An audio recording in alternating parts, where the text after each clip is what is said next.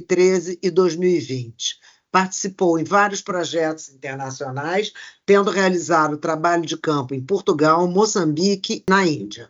É autor de vários livros, capítulos, artigos e realizou filmes documentais de divulgação científica. Então, esse é o Bruno, o nosso convidado de hoje.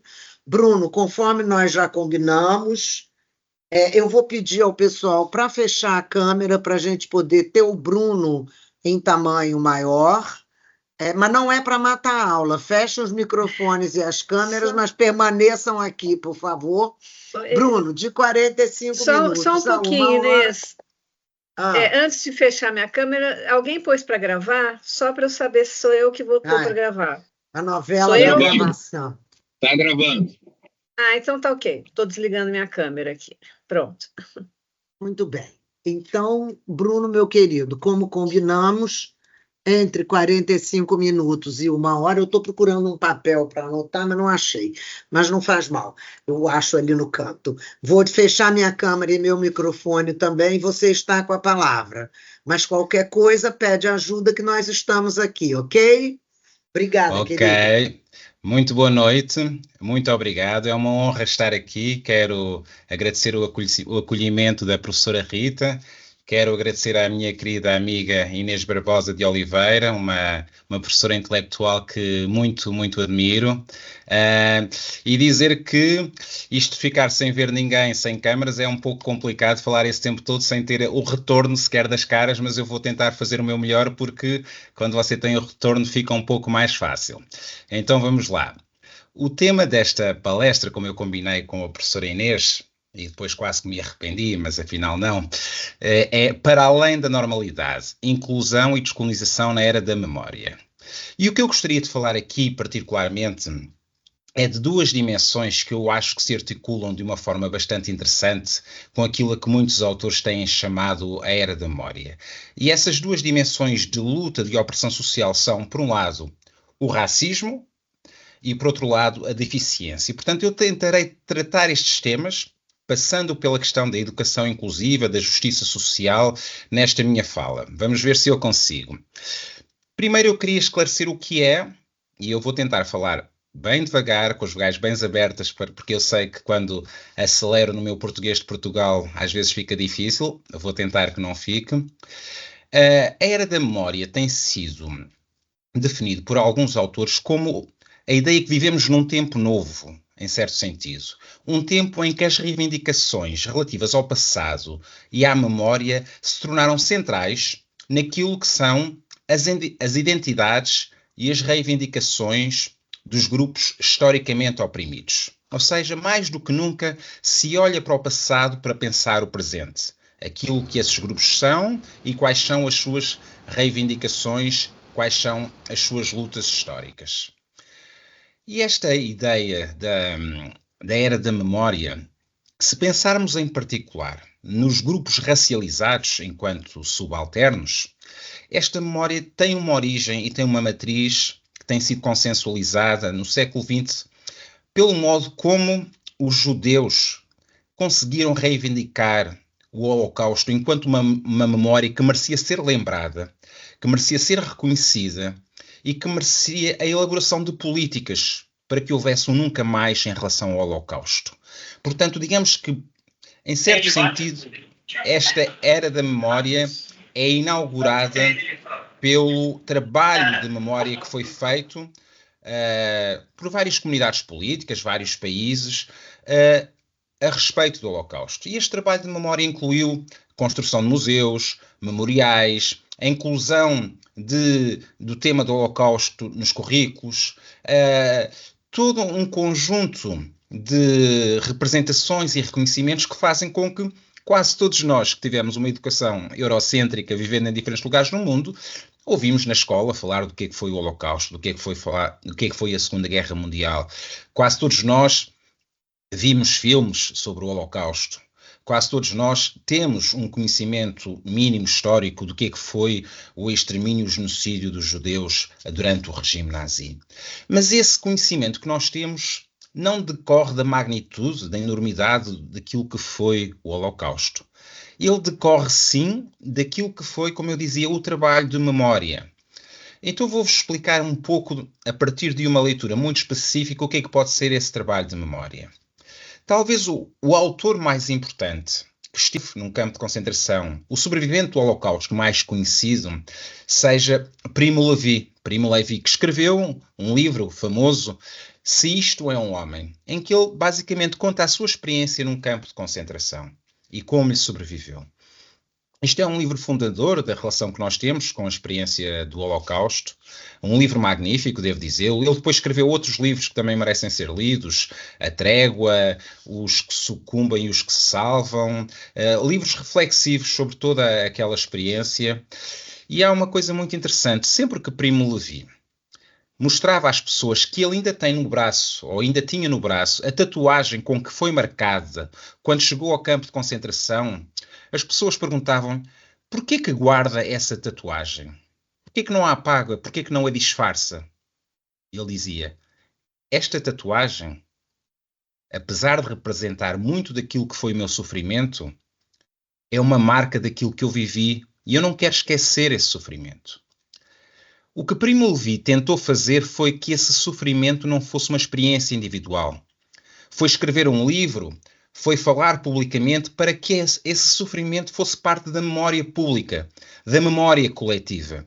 E por isso ele escreveu livros, falou em escolas, e por isso ele mostrava aquela tatuagem, não pelo orgulho de ter sofrido, não se tratava disso, mas porque, para se constituir uma ideia de nunca mais, para se constituir um voltar de página política e social, era sim importante que as pessoas soubessem o que aconteceu. E, portanto, aquela tatuagem era como a marca que ele guardava daquilo que foi essa experiência.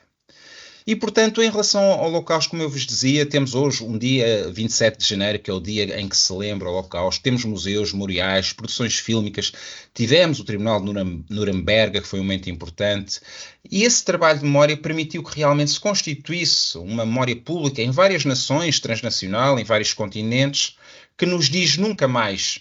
Temos que criar os mecanismos e as estruturas para que esse horror não volte a acontecer, não volte a ser perpetrado por nenhum Estado, não volte a ser perpetrado por nenhuma organização política. Mas o que tem acontecido nas décadas mais recentes, refiro-me agora nos últimos 30 anos, é que essa mesma leitura da importância de reconhecer o passado de sofrimento e de perceber como é que esse passado de luta e de sofrimento tem marcas no presente, foi mobilizado também pelas populações que estiveram sujeitas ao colonialismo, cujos ancestrais estiveram sujeitos à escravidão e que percebem que o racismo estrutural nas nossas sociedades hoje em dia não é separável e não pode ser separável dessa história de sofrimento que marcou a experiência colonial e a excluência da escravidão. Há quem diga que existe, em relação ao Holocausto, uma disputa de memória, como se denunciasse que só se fala do Holocausto e, por exemplo, pouco se fala da escravidão em muitos contextos. Eu, devo-vos dizer, eu estudei em Portugal toda a minha educação e ouvi falar muitíssimo do Holocausto e não ouvi falar nada do que os portugueses fizeram, dos extermínios que cometeram, da sua participação no comércio transatlântico de pessoas escravizadas, das guerras coloniais.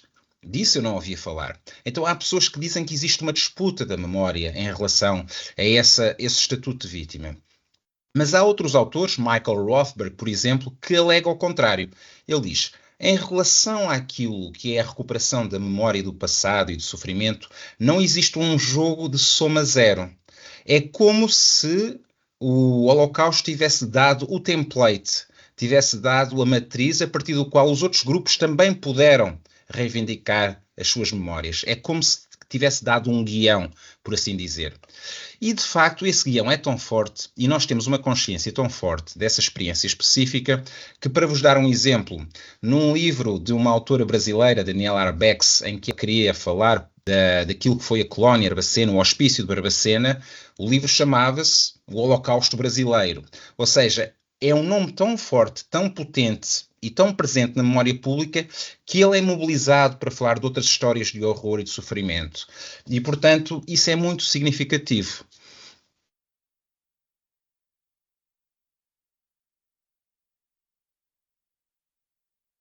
Bruno, seu som saiu. Abre de novo. O microfone fecha sozinho. Não é sua culpa. Está fechado, tem que abrir. É? Voltou. Ok, excelente. Dizia que houve um evento recente que certamente muitos e muitas de vós tiveram contacto próximo com ele, próximo do ponto de vista emocional, mediático, que seja, e que aconteceu durante o Covid-19 e que marcou muito das políticas da memória no que tem a ver, no que tange à questão do racismo e do colonialismo, e que foi o assassinato de George Floyd. O assassinato de George Floyd teve realmente um impacto impensável até àquele momento naquilo que foram as construções de políticas da memória relativamente à história do racismo e da escravidão. Recordo, no dia 25 de maio de 2022, George Floyd ficou 2020, ficou 8 minutos e 46 segundos deitado no asfalto sob o joelho de um policial, de um polícia que o estava sufocando, enquanto gritava desesperadamente, ou tentava gritar, não consigo respirar. I can't breathe. E essa fala, esse vídeo, teve um impacto tão lancinante em tantas pessoas que ele assistiram, que criou realmente uma onda global, transnacional de indignação. Não estamos a dizer que este foi um evento único, especial, porque sabemos que essas violências acontecem com muita frequência em muitos lugares e que não têm esse mesmo mediatismo, mas o que é certo é que, por um conjunto de circunstâncias, isso criou uma verdadeira implosão, ou criou um conjunto de protestos que decorreram um pouco por todo o mundo.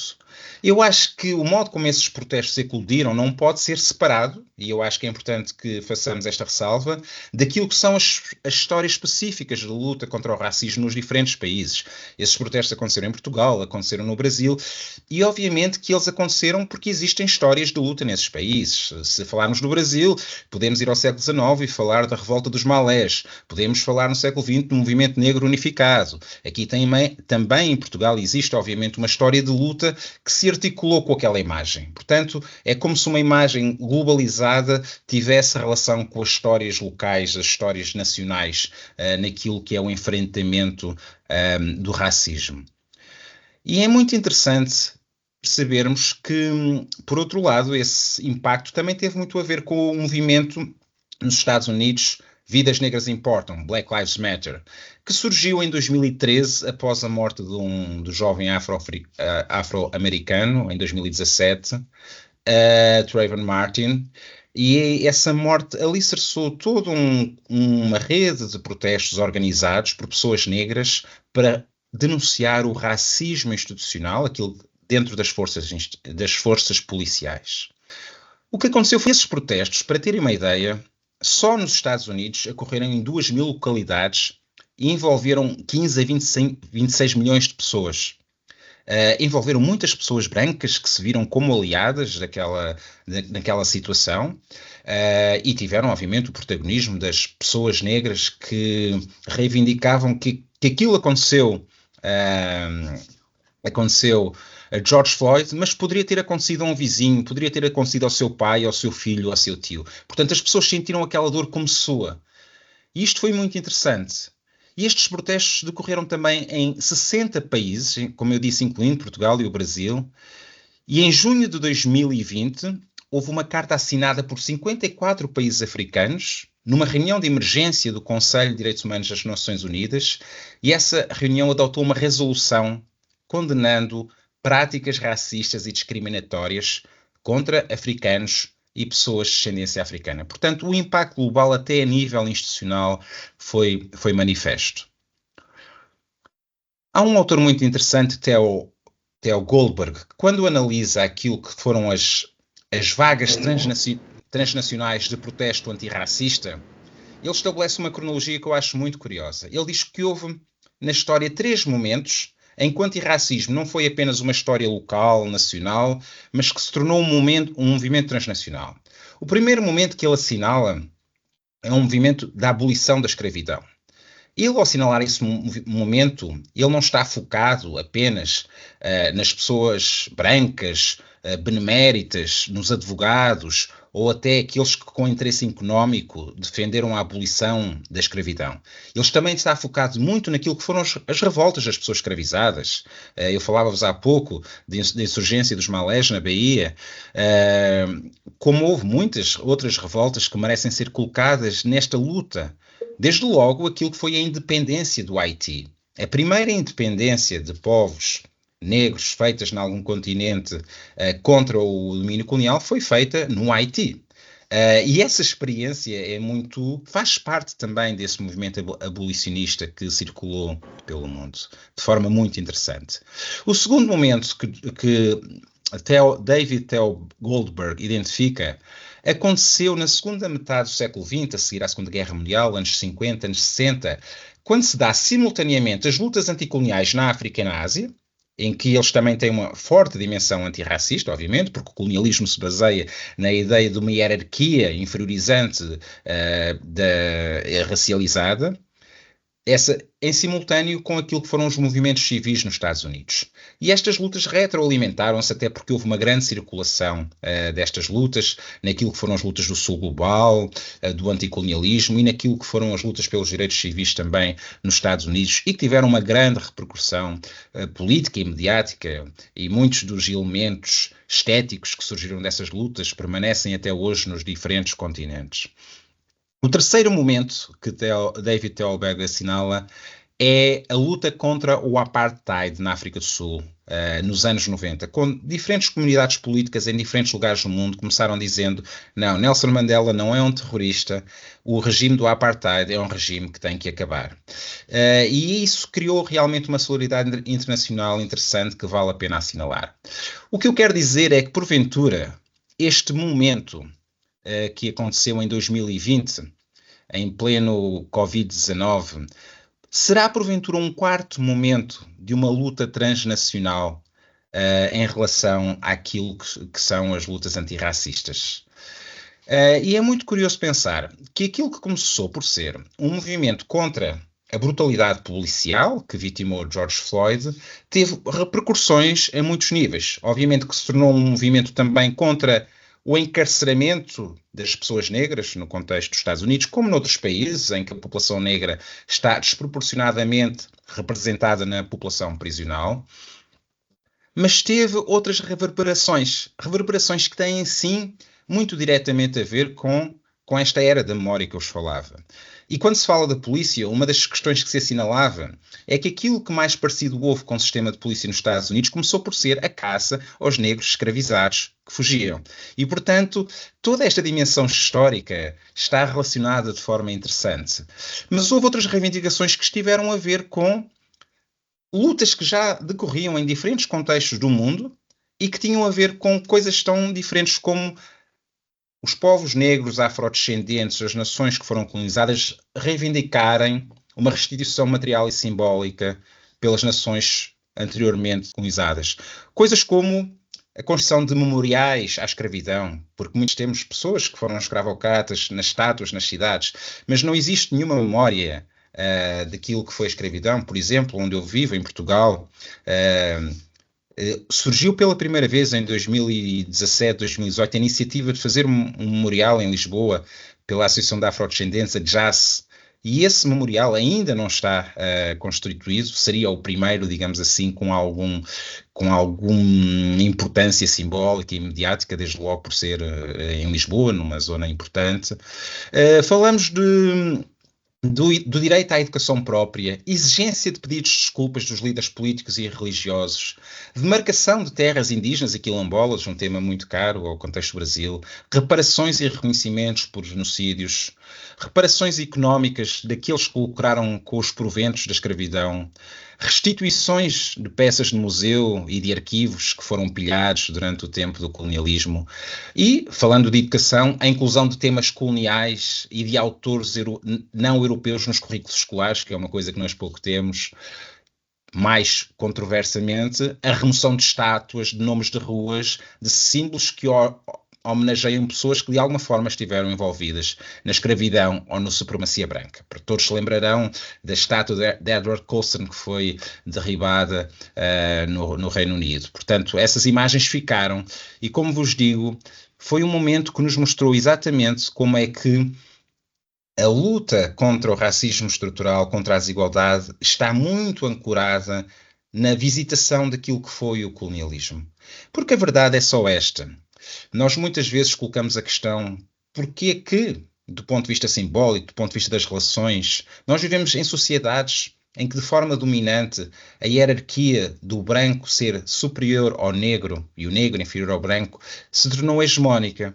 E nós colocamos a questão porquê que existe esta hierarquia? Quando a questão que nós deveríamos colocar, e que se calhar não colocamos porque vivemos historicamente, é porquê que nós reparamos na diferença? E nós reparamos na diferença exatamente porque existiu um processo colonial que demarcou seres humanos em função da cor da sua pele, de uma forma simbólica e cultural, dizendo que uns eram mais humanos que outros, e de uma forma instrumental, porque isso seria a razão para se poder usar o seu trabalho forçado, para se poder negar a sua humanidade e, portanto, tirar-se provento económico da exploração das suas terras, das suas nações ou do seu trabalho. E quando nós pensamos em todos estes processos históricos, estamos perante alguma coisa que as pessoas têm chamado a descolonização da história, a importância de nós descolonizarmos as nossas sociedades. Mas a pergunta é, faz sentido descolonizar as nossas sociedades quando nós sabemos que as independências anticoloniais já se deram praticamente em todo o mundo? Há quem defenda que sim. Há um autor muito importante para pensarmos isto, que defende que nós vivemos em sociedades que são ainda coloniais. E ele referia-se até ao contexto das Américas, Aníbal Quijano. Ele falava que existe nas sociedades independentes do contexto americano, que saíram dos processos independentistas, aquilo que chamavam patrão colonial del poder, ou seja, um padrão colonial de poder, aquilo que chamou a colonialidade. Ou seja, permanecem sociedades que ainda retêm, do ponto de vista cultural, simbólico e da distribuição económica, as estruturas do colonialismo, apesar das independências. E isto remete-nos para uma abordagem muito interessante de um historiador, Marc Bloch, que dizia que nós, quando olhamos para a história e quando nós aprendemos história, aprendemos sempre a história das revoluções, a Revolução Francesa, a independência deste país, a independência daquele país. Nós olhamos sempre para uma história de rupturas. E ele diz, há uma força histórica para que nós prestamos pouca atenção. E essa força histórica é a inércia. Ou seja, aquilo que permanece, mesmo quando se mudam os regimes políticos e sociais. Os valores e as formas de existir que se permanecem. E a ideia de colonialidade é um pouco isso. É dizer que, apesar de não vivermos num sistema político, militar, que se possa chamar colonial, nós ainda vivemos em função dos legados do colonialismo nas nossas sociedades e que persistem valores que demarcam esse mundo colonial de diferente forma. Mas se nós pensarmos, não poderia ser de outra maneira. Ou seja, um mundo global que se constituiu-se muito em cima daquilo que Immanuel Wallerstein chama o sistema mundo moderno. E esse sistema mundo moderno tem uma estrutura económica em que existem os países centrais, ao tempo os países europeus, e existem as periferias, os países colonizados, que são usados como matéria-prima para pilhagem, para usufruto do trabalho forçado. Isto é, obviamente, uma representação simplista, mas que diz muito que essa herança permanece connosco, nas estruturas económicas, sociais, políticas e simbólicas. Não podemos esquecer, e porventura muitos de nós não tivemos acesso a estes dados quando estudávamos vocês chamam ensino médio, na escola secundária aqui, quando estávamos no ensino básico, na escola fundamental, e nós não tivemos acesso a informações que eu vim aprender muito mais tarde. Eu não sabia que durante 3 séculos e meio, 4 séculos, 12,5 milhões de pessoas africanas foram transportadas de África para o continente americano.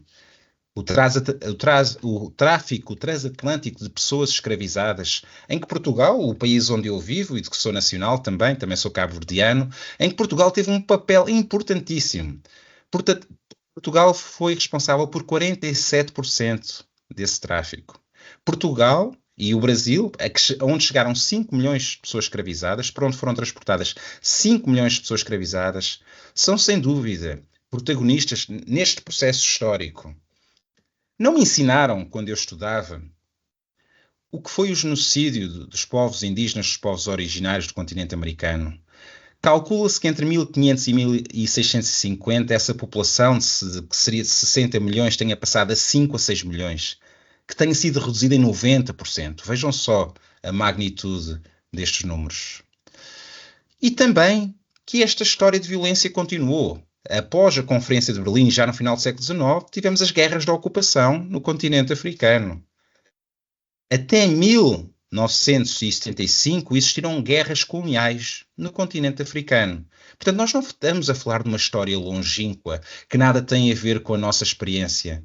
É uma história que está muito próxima e que afeta os diferentes países. Afeta as metrópoles, também as metrópoles europeias. Vejam o que acontece hoje com os refugiados que tentam chegar para a Europa. O que se diz, não, vocês estão a invadir-nos. Sem qualquer memória histórica de como é que esses refugiados procuram muitas vezes condições económicas ou abrigo em função, seja das guerras, seja das pilhagens que os europeus fizeram noutros lugares do mundo durante séculos. E assistimos também a formas de racismo em relação às pessoas negras que vivem na Europa. E estamos a assistir a uma emergência de um discurso de ódio contra os imigrantes, que são vistos como os culpados pelas condições económicas que roubam os nossos empregos, quando isso sequer é verdade.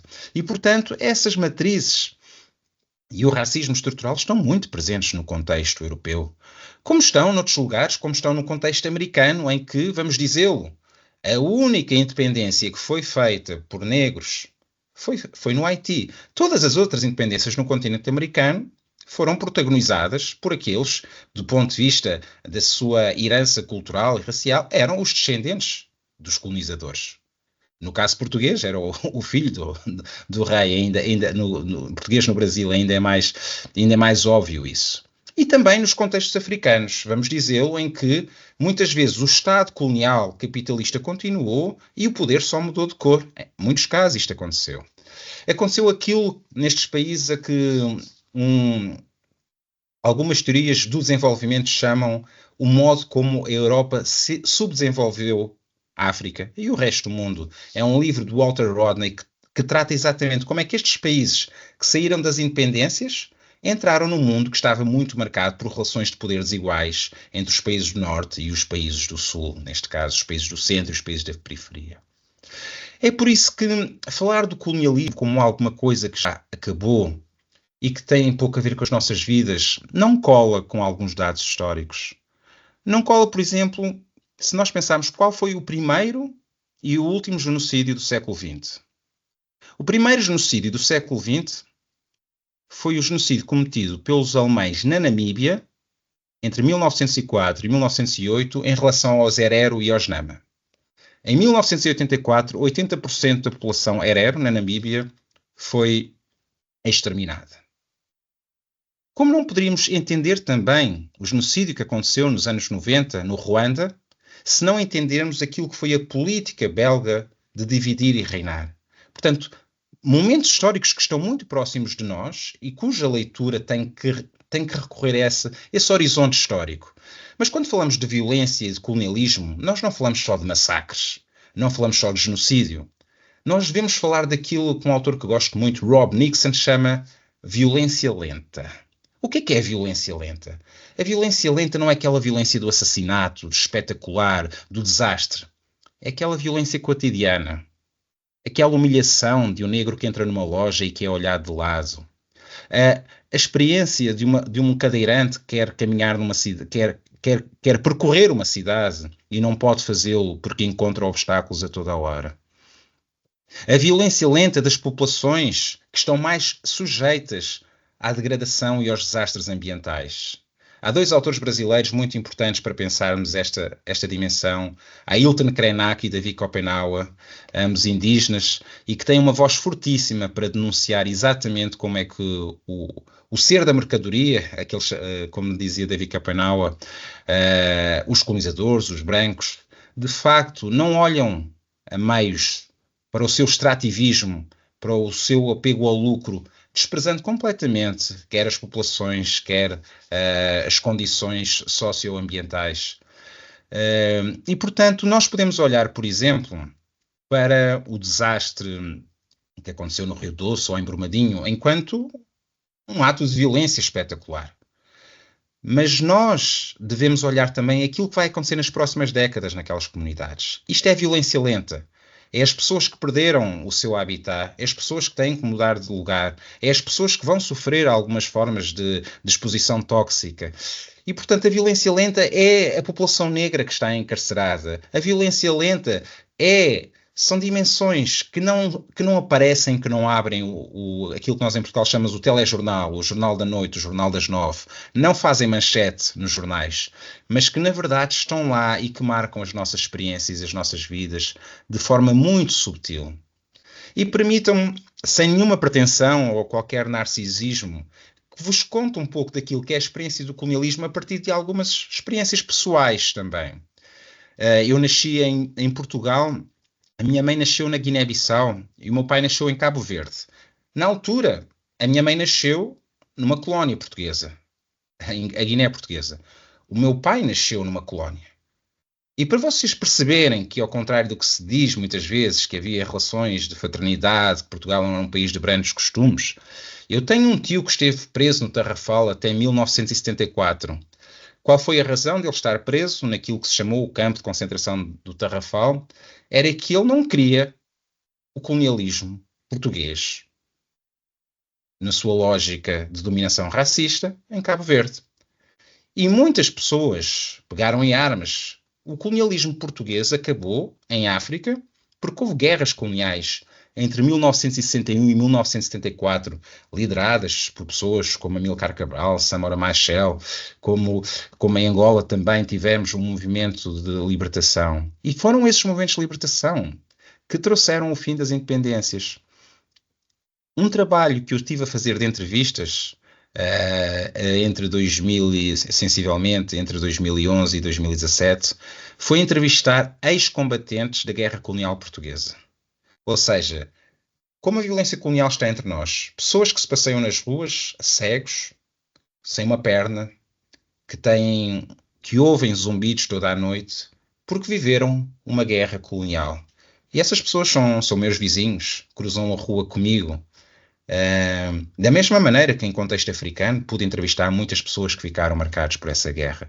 Portanto, falar de colonialismo não é de forma alguma falar de um tema do passado que nada tem a ver connosco. E agora queria-vos contar uma história que também mostra a dimensão, se quiserem, simbólica, subtil, do que pode ser a memória colonial. O colonialismo é também uma máquina de desejo. O colonialismo constrói a nossa subjetividade. Eu lembro-me de ser criança em Portugal e ter vergonha quando a minha mãe me ia buscar à escola, porque a minha mãe é uma negra finta.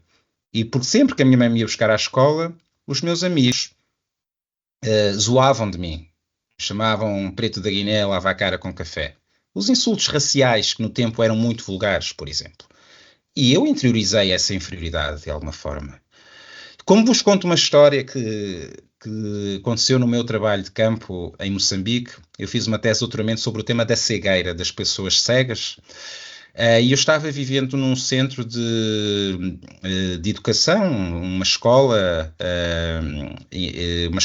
em que as pessoas viviam, em internato, na cidade da Beira. E dali fazia entrevistas, vivia ali e viajava pelo país. E quando estava no Instituto de Cegos, Deficientes Visuais da Beira, eu costumava almoçar às vezes almoçava com os professores, às vezes almoçava com os estudantes, outras vezes com os funcionários. E lembro-me de um dia, eu já contei muitas vezes esta história, a minha querida Inês já ouviu várias vezes, porque para mim é muito marcante, de facto. Lembro-me um dia em que uma criança cega que teria os seus, não sei precisar a idade, muito nova, em que ela me pega na mão e diz: eu hoje vou almoçar com o tio Bruno. Referia-se a mim. E a funcionária do bandejão da cantina perguntou: então porquê que tu queres, Fátima, porquê tu queres almoçar com o tio Bruno? E ela respondeu: porque o tio Bruno é branco, o tio Bruno é bonito. O que é que há de interessante nesta história? vários níveis que são interessantes, intrigantes e perturbadores ao mesmo tempo. A primeira coisa é que a Fátima é uma criança negra e ela, ao dizer o tio Bruno é branco, o tio Bruno é bonito, ela está-se a depreciar, no fundo. Está a desvalorizar-se do ponto de vista daquilo que são as representações simbólicas. O segundo elemento interessante é que Fátima era cega de nascença, praticamente. Ou seja, ela não tinha a memória de um rosto, não tinha a memória de uma cor. E, portanto, a representação dela de que o branco era bonito era ostensivamente um legado simbólico que permanecia num país que se libertou do colonialismo tantos anos depois. E isso é muito curioso, se nós pensarmos que a força destas representações tem muito a ver também com aquilo que é o nosso conceito de beleza e com a nossa autoestima.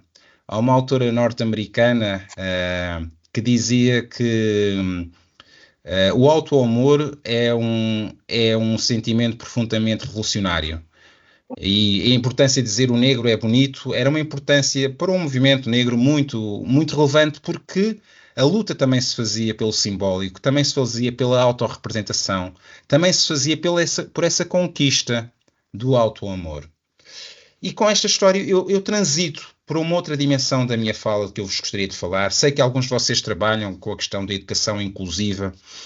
Eu já pesquisei muito sobre o tema da deficiência. E o que eu queria dizer é que é muito importante, ou seria muito importante, que nós pensássemos o tema da deficiência também a partir desta perspectiva da era da memória. Isto porquê? As nossas sociedades tendem a pensar a exclusão social das pessoas com deficiência enquanto resultado natural das suas limitações físicas e das suas incapacidades.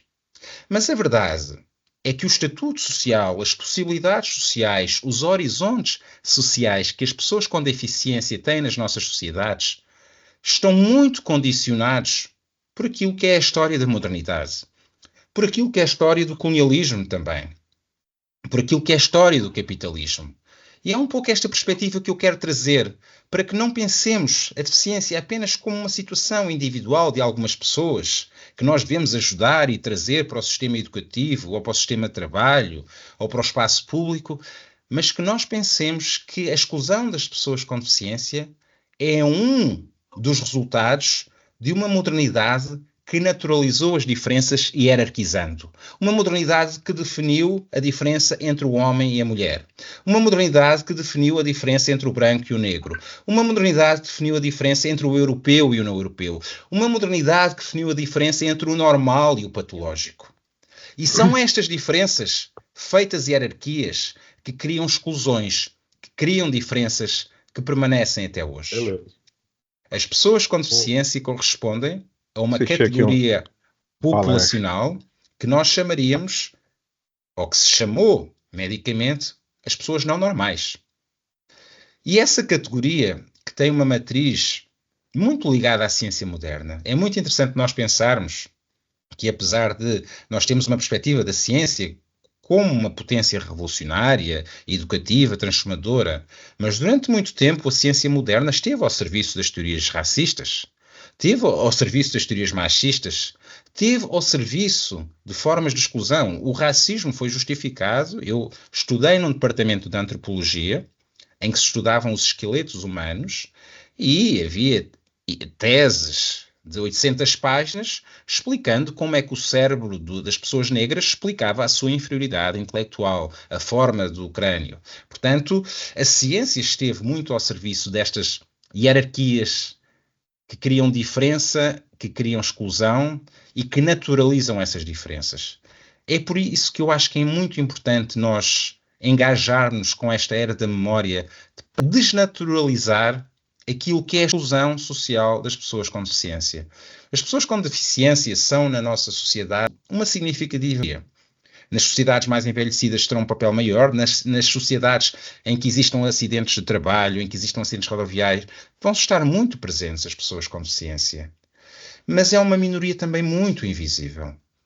Eu nunca me esqueço de uma experiência, estava eu na Holanda, a que fui a um congresso, e estava com uma colega e fiquei surpreendido e comentei aqui na Holanda há muitas pessoas com deficiência, porque eu via muitas pessoas com deficiência na rua, andando com o seu guia, com a sua bengala branca, com a sua cadeira de rodas, e eu perguntava, não faria sentido, porque Portugal teve uma guerra colonial, tem uma taxa de acidentes rodoviários e de acidentes de trabalho muito elevado, e não faria sentido que eu estivesse a presenciar mais pessoas com deficiência na Holanda do que em Portugal. A resposta era muito óbvia, é que naquela cidade em particular havia condições de acessibilidade para as pessoas com deficiência. As pessoas com deficiência podiam sair à rua tinham condições, tinham rampas, os passeios estavam sinalizados, havia, digamos, uma estrutura que permitia às pessoas saírem à rua. O que acontece muitas vezes com as pessoas com deficiência foi aquilo que nos aconteceu na pandemia. As pessoas com deficiência vivem fechadas em casa, enclausuradas, em lockdown. Porque sair à rua implica enfrentar perigos ou implica muitas vezes enfrentar humilhações públicas. Eu lembro-me de muitas pessoas cegas que entrevistei, que conhecia, e que sabiam manejar uma bengala branca, mas que muitas vezes não queriam sair à rua porque não queriam ouvir as pessoas dizer deixa passar o coitadinho.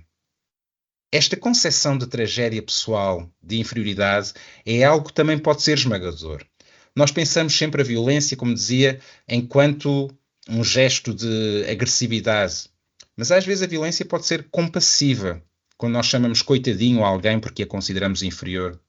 E, portanto, esta minoria é muito invisível porque tem pouco acesso ao emprego, tem pouca presença no espaço público, tendem a ter taxas de escolaridade baixas, não estão presentes nos cargos de poder e são vistas pela sociedade à luz daquilo que poderia chamar uma narrativa de tragédia pessoal. Aquilo que Michael Oliver chama a narrativa dominante sobre a deficiência é uma narrativa de tragédia pessoal. As primeiras perguntas que as pessoas tendem a fazer a uma pessoa com deficiência, pessoas que não têm conhecimento dessa experiência, porventura, é: como é que ficaste assim? Será que te podes curar? E não perguntam a essa pessoa se com aquelas condições pode ter uma vida feliz. Eu, quando comecei trabalhando com o tema da cegueira, eu pensava que ia encontrar pessoas absolutamente desgraçadas e trágicas por terem ficado sem ver, quando a preocupação da maior parte das pessoas era terem o seu emprego, terem o seu namorado e seguirem com a sua vida. Não estou a dizer que a perda de visão, sobretudo na idade adulta, não possa ser uma experiência difícil de superar. Mas nós não temos noção de como é que as pessoas têm a capacidade de reconstruir os seus mundos. E nós projetamos os nossos receios e os nossos preconceitos. E não conhecemos o suficiente sobre essas experiências. De tal modo que, se nós virmos os filmes, as séries e os romances, a pessoa com deficiência nos aparece sempre a partir de alguns estereótipos. Ou como uma metáfora, por exemplo, um ensaio da cegueira de José Saramago, por muito que seja um livro genial, representa a cegueira apenas como uma metáfora. As pessoas cegas não estão lá em lugar nenhum. É uma metáfora da perda da esperança, do que é a perda da humanidade, do negrume, todas aquelas metáforas visuais que estão presentes também no livro da Bíblia, etc. Portanto, nós temos a deficiência enquanto metáfora, ou então temos algumas personagens. Temos a personagem do coitadinho, do infeliz, que vive uma vida trágica. Temos o vilão que se quer vingar do mundo. Aparece muito também na banda desenhada. E temos a figura do herói inspirador. Aquela pessoa que superou as suas dificuldades e consegue fazer coisas fantásticas, apesar de ser uma pessoa com deficiência. A questão é que esta narrativa do heroísmo, talvez seja a narrativa mais benigna, ainda assim, sobre as pessoas com deficiência, cria uma ideia que é perigosa. É que nós precisamos de ser heróis nas nossas vidas pessoais para termos acesso a um mínimo de dignidade. E numa sociedade justa, numa sociedade em que a justiça social impere, a necessidade do heroísmo também deve estar igualmente distribuída. Não deve ser alguém que queira ter um filho na escola, não tem que acordar às 5 da manhã numa periferia e andar num autocarro horas a fio para ir limpar a casa de alguém e chegar a casa e mal ver os seus filhos, só com a esperança de ele um dia poder ir à universidade. Este tipo de heroísmo que nós admiramos e fazemos bem admirar, não deve ser a estrutura da meritocracia das nossas sociedades. Porque deve haver um o mais justo possível distribuição de possibilidades, igualdade e oportunidades. E isso vale. Mas para isso valer, nós temos, como eu dizia, confrontar as desigualdades históricas que fazem com que esses direitos elementares estejam tão igualmente distribuídos. E, portanto, pensar a deficiência na era da memória implica muitos movimentos. Desde logo, há pouco do Holocausto, lembrar, e poucas pessoas têm conhecimento disso, que os primeiros campos de concentração que surgiram no contexto da Alemanha, na Alemanha, falo da Alemanha, não na Polónia, eram dedicados a pessoas com deficiência. Pessoas que não trabalhavam e, portanto, eram vistas como inúteis, inválidas e que até era melhor que não tivessem filhos.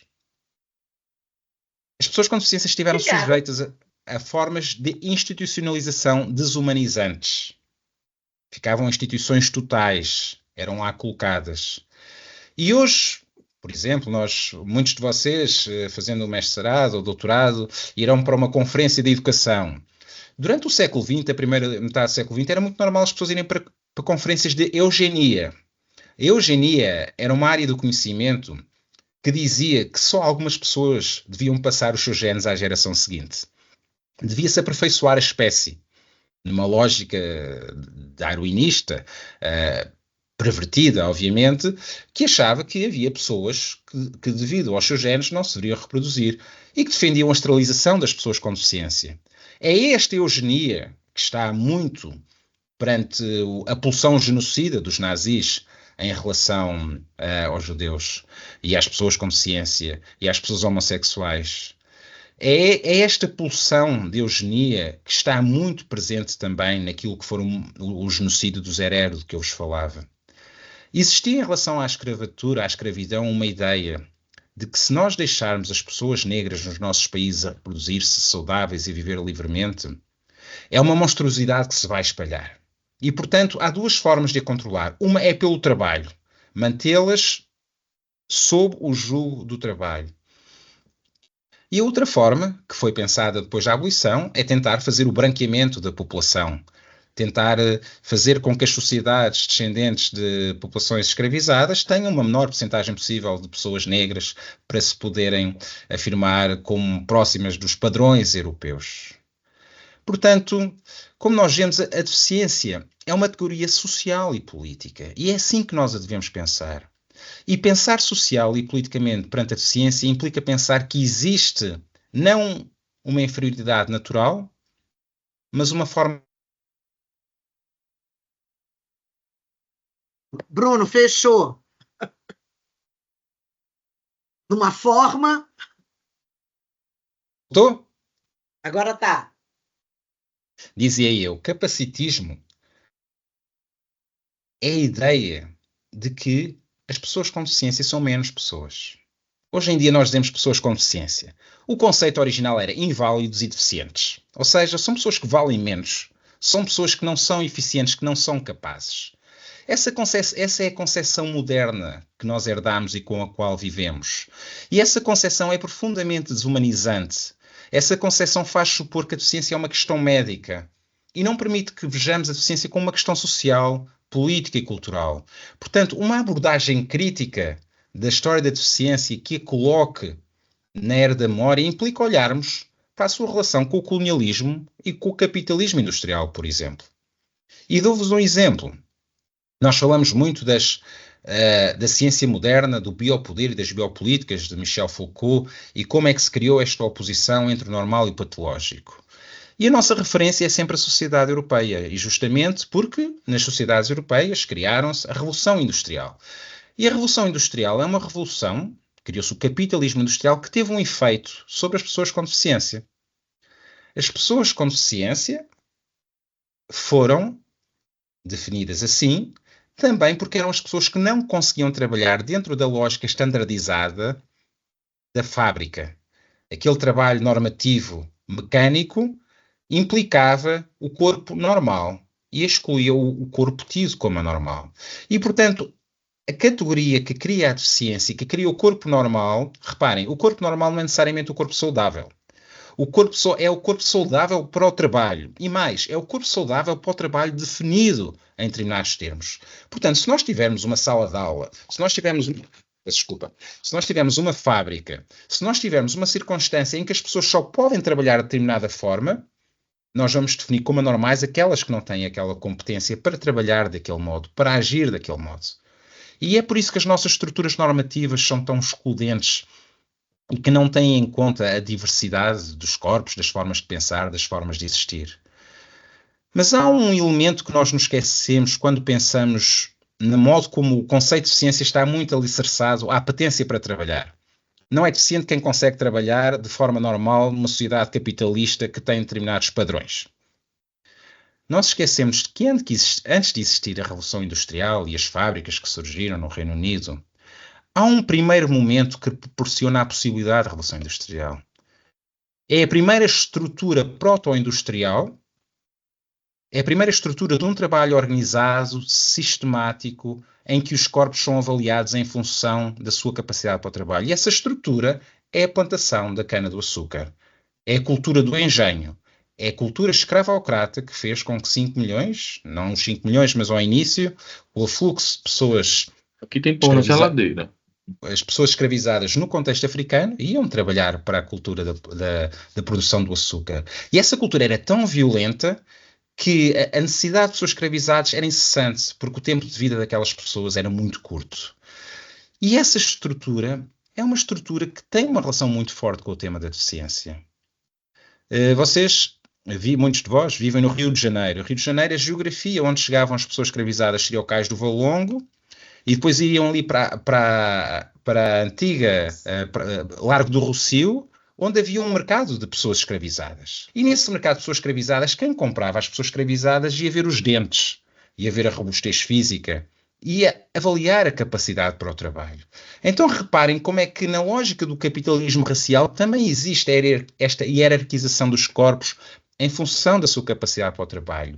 E mais, a cultura da plantação era uma cultura fortemente violenta, que violentava os corpos e que criava também muitas formas de deficiência e de doença nas pessoas que trabalhavam. Um elemento quase mórbido com que eu tomei contacto há não muito tempo era saber que nos engenhos onde se produzia o caldo da cana, era comum existir um sabre, uma faca. Essa faca existia caso a pessoa escravizada ficasse com o braço preso nas rodas que faziam a moagem da cana, para que se cortasse logo o braço, para que a pessoa não fosse tomada pelo engenho ou para que não destruísse o engenho. Portanto, imaginem o quão violenta era esta experiência desta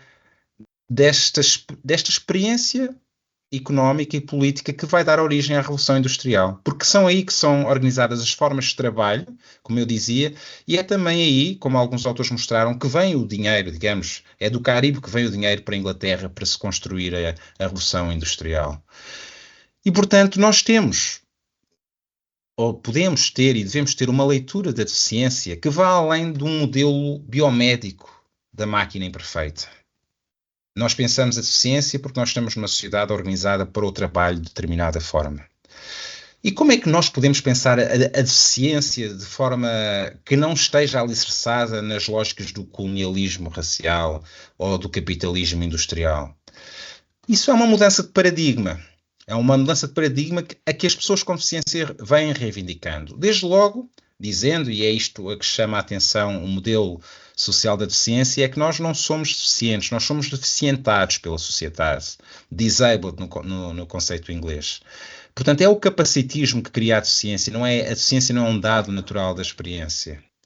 A outra dimensão que nós devemos ter em conta quando pensamos nisto é que a rigidez normativa das instituições, das formas de trabalhar, das formas de pensar, das formas de agir, cria sempre exclusões.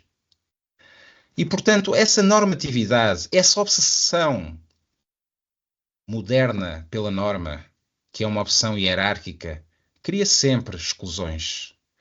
Reparem, e vamos voltar à questão histórica, para vocês perceberem como é que as exclusões e as definições e as hierarquias estão ligadas à questão do trabalho e à questão da apetência para o trabalho, o que é que aconteceu no Brasil quando foi abolida a escravidão, em 1888?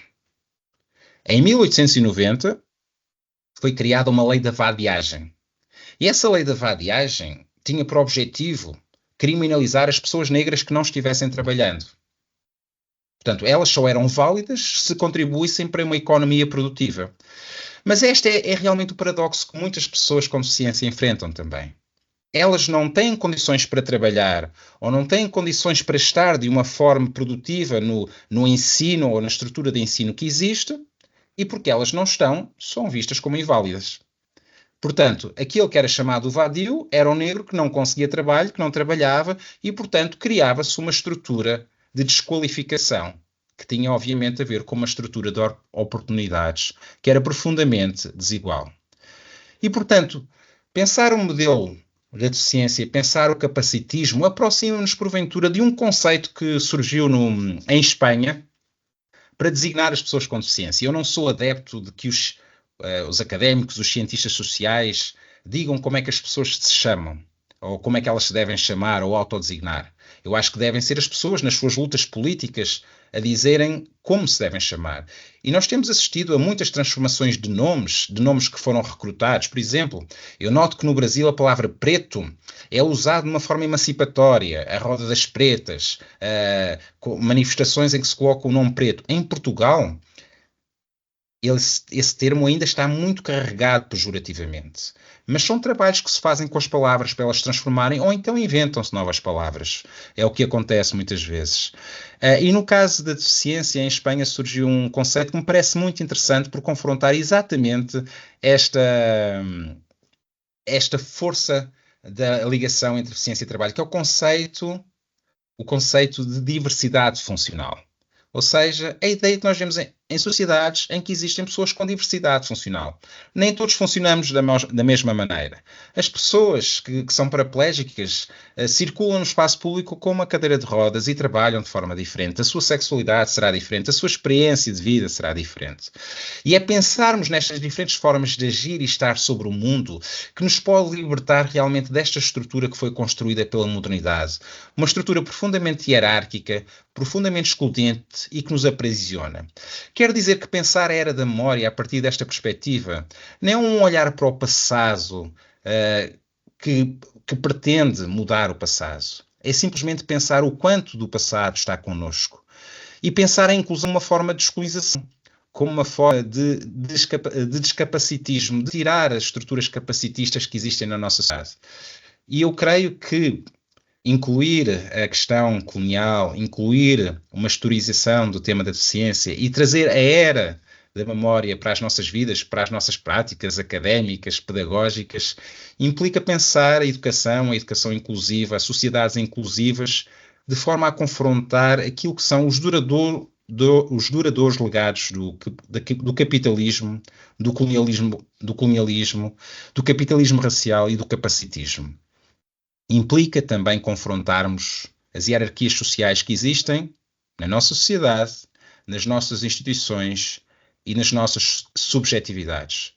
Como dizia um autor que gosto muito, Stephen Luks, qualquer forma de ver é também uma forma de não ver. E, portanto, cabe-nos a nós humildemente aprendermos a partir dos lugares da experiência, sejam eles presentes ou passados, novas formas de reinventarmos o presente em nome de uma justiça histórica e em nome de um futuro mais esperançoso, feito de narrativas que se contam, de pessoas que se ensinam, de pessoas que se respeitam e que se libertam mutuamente daquilo que são as amarras de uma modernidade colonial, racista e capacitista.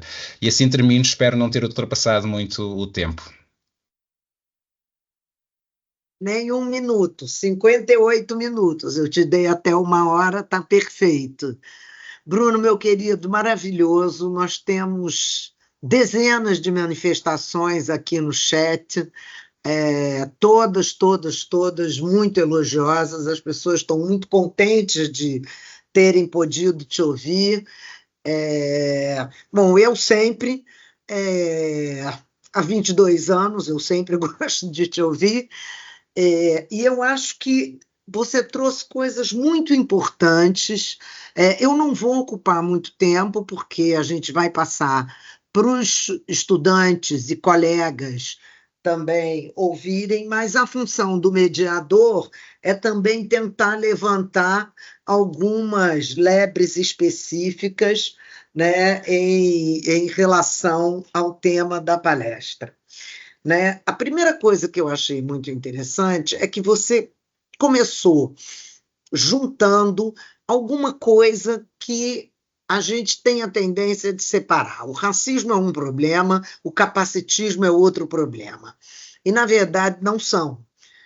São e não são, porque todos se encaixam no nosso modelo de sociedade, né, capitalista, muito calcada na questão do trabalho, a capacidade do sujeito para se encaixar, na maior parte das vezes, como mão de obra no sistema econômico, né? E evocar a memória colonial é não só, do meu ponto de vista, aí já estou entrando eu com a minha discussão. Dizer, o que você traz é que, tal como o racismo, o capacitismo também foi, de alguma maneira, uma necessidade do capitalismo. Né? Então, isso seria uma coisa interessante da gente te ouvir. E, na verdade, essa memória colonial ela vai ser também uma memória do capacitismo. Né? Enfim, não sei se eu estou misturando as coisas, mas me parece que sim. Inclusive, eu fui procurar, porque eu andei dizendo isso outro dia e achei que eu precisava de uma informação mais precisa, o drama dos zoológicos humanos, porque um pouco da sua fala me fez lembrar disso. E não por acaso, o que eu achei é uma tradição que remonta a Montezuma, mas uma tradição de zoológicos humanos que tinham, historicamente, dependendo do lugar, dependendo da proposta, deficientes e, abre aspas, selvagens. Né? Populações não brancas, digamos assim. Então, isso, para mim, faz o amálgama que faltava, do meu ponto de vista, para a gente compreender em que medida essas duas coisas caminharam juntas, embora a gente não as perceba dessa forma. Né? E um estudante comentou como a história real é diferente da ensinada. O que eu acho importante, e aí se você tiver algum comentário para fazer sobre isso, é a gente lembrar que a história narrada, oficial, ela também é, de alguma forma, real, mas é o ponto de vista do poder instituído, do colonizador, do normal. Né? E a necessidade de subverter a naturalização dessa narrativa. Né? Enfim, o Brasil foi descoberto ou o Brasil foi invadido. Isso é uma questão de ponto de vista. Né? Muito mais do que de verdade ou mentira, né? Me parece. Então, enfim. E a permanência da colonialidade, que vai envolver também a população com deficiência, que segue sendo excluída supostamente por causa das suas próprias limitações, que não o são. E o imaginário social que a gente tem em relação à deficiência, à diferença racial, enfim, que me deixa meio nervosa, porque a palavra raça não tem nada a ver com isso, mas, enfim, no nosso universo cultural ela está. Né? A sua menina, que diz que você é bonito porque é branco, Bruno, você está me ouvindo porque você está congeladinho aqui para mim. Okay. Eu tive uma aluna... Estou ouvindo. Perfeito. Eu tive uma aluna no mestrado na UERJ, que era uma moça com uma pele... ainda é, adorável Claudinha, minha amiga. A Claudinha é como você, talvez um pouco mais escura. E Claudinha é uma professora de pré-escola, uma maravilhosa contadora de histórias. E certa vez ela contou uma história que uma criança negra ficou tão fascinada, tão apaixonada por ela, disse: tia Claudinha, a senhora é muito linda, a senhora é igual a Branca de Neve. Né? É um pouco o mesmo registro, né? Mas eu gostei da noção de diversidade funcional, então eu acho que valeria a pena a gente ouvir um pouco mais sobre ela, né? E quero chamar a atenção para mais duas coisas que me incomodam profundamente, né? Uma delas é a ideia da meritocracia, que define como mérito alguma coisa que deriva de privilégio. Né? Isso não é mérito. É claro que tem gente que nem o dever de casa faz, a partir do privilégio. Mas, a partir do privilégio, o sucesso não é necessariamente um mérito de uma luta. Né? Ele é algo que deriva do privilégio, que é uma coisa que a gente vem estudando com a noção de privilégio branco, né? De branquitude e, entre outras coisas, no Brasil. E, finalmente, né, eu acho importante a gente associar à ideia de diversidade funcional o fato de que a exclusão tem muito menos a ver com o que a pessoa com deficiência efetivamente pode não fazer do que com o nosso preconceito, com a nossa ideia de exclusão e, pior, a nossa caridade em relação a ela, que coloca a posição de inferioridade desde a hora que você oferece ajuda. Enfim, era isso que eu queria comentar. A gente vai, se você puder falar uns 5 minutinhos sobre o que eu disse, enquanto o povo se anima para perguntar, porque, como você sabe, no começo está todo mundo tímido, daqui a pouco vai ter 20 perguntas. O pessoal não está tímido nada. O pessoal está aqui, já fizeram pergunta, a Natália está com a mão levantada desde a hora que você começou a falar. Calma. Bruno. Jaciara. Que ótimo, obrigada. No chat, viu? Não tem pergunta, tá? Tem sim, da Flávia Cristina Paiva. Como utilizar nossas pesquisas ou reflexo delas como ferramenta para tentativas de mitigar todos os efeitos danosos da sociedade, a fim de termos perspectivas futuras que nos remetam à esperança de um mundo melhor. Que é tanto elogio, Bruno. É isso, exatamente. Que as perguntas se perdem, mas o pessoal pode ir mandando que a gente vai... Então vamos juntar, vamos dar a palavra logo à Natália, ok, Bruno? E aí, enquanto isso, eu peço ao pessoal que quer perguntar que levante a mão, porque a mão levantada eu consigo chamar exatamente na ordem que a pessoa levantou a mão. Natália, se você puder abrir sua câmera para o Bruno te ver quando você pergunta, você nos ajuda. Eu acho que eu não vou conseguir abrir a câmera, não. Tudo bem. Vamos lá. Bom, obrigada pela oportunidade de perguntar e parabéns pela palestra. Sobre a questão que o senhor abordou, sobre a deficiência e com recorte em específico na população negra, se tem essa discussão sobre a produção da deficiência em massa na população negra. Então, a discussão que se passou a se verificar nos estudos e nas pesquisas é sobre essa temática em específico. E aí, a citar, no Brasil, há um recorte racial para essa produção da deficiência nessa população específica por questões sociais. E aí, essa abordagem que o senhor nos trouxe, ela vai de encontro também com aquilo que eu estudei e tive oportunidade na Estácio, que foi sobre as representações sociais de ser negro com deficiência no espaço escolar. E aí também perpassa pela questão da estética e de como essas crianças que representações essas crianças fazem de si a partir dessa interseccionalidade da deficiência e de ser negro.